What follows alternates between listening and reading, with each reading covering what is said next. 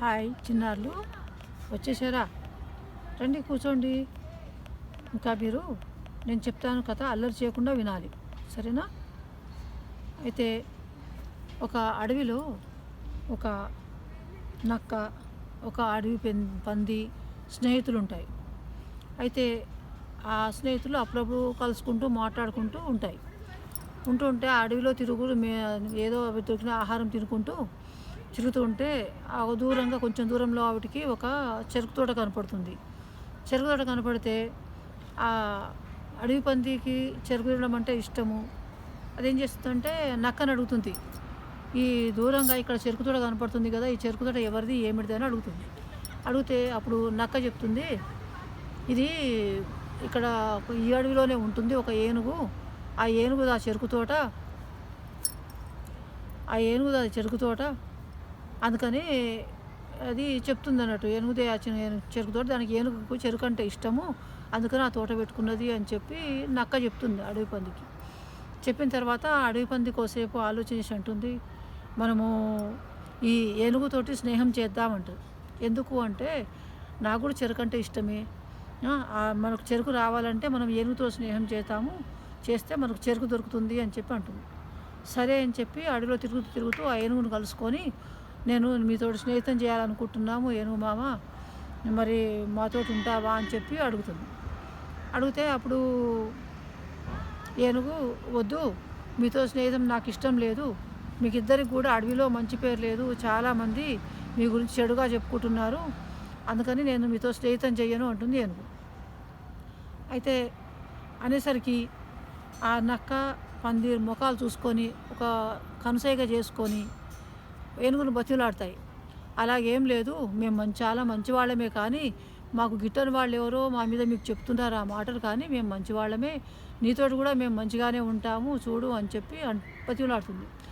అయితే ఇంతగా ఆడుతుంటారు కదా అని చెప్పి ఏనుగు, సరే ముగ్గురం స్నేహితులం అవుదామని చెప్పి అంటుంది.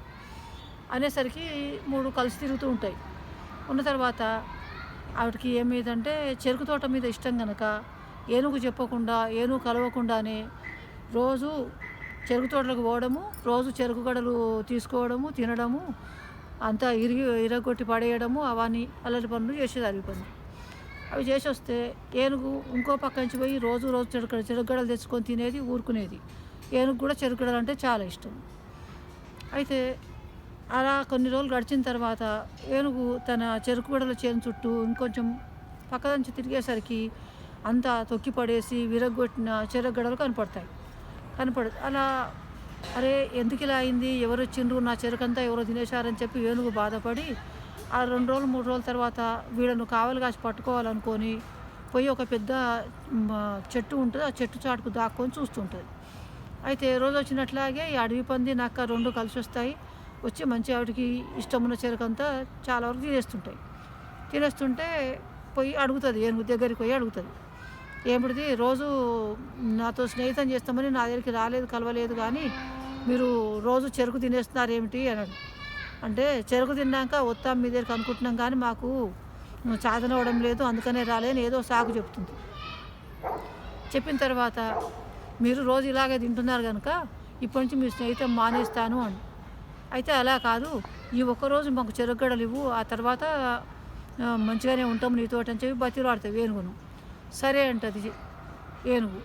అన్న తర్వాత ఆ చెరుకు గడలు రేపటి నుంచి ఏనుగు తినేది అనుకొని అవి ఏం చేస్తాయంటే అడవి పంది అది ఆ చెరుకు గడలనే తినకుండా వేళ్ళ వరకు కూడా కొరికి మొత్తం తినేతామనుకుంటాయి. చెరుకు గడ తీయకున్నట్టు వేలు కూడా తీయగానే ఉంటుంది అనుకొని ఇక మొత్తం తినేతామనుకొని వేళ్ళను కూడా కొరికేసరికి అప్పుడు వాటికి ఏమవుతుందంటే ఆ వేళ్ళతోటి దీని నాలుకంతా కోసుకపోయి రక్తం వస్తుంది.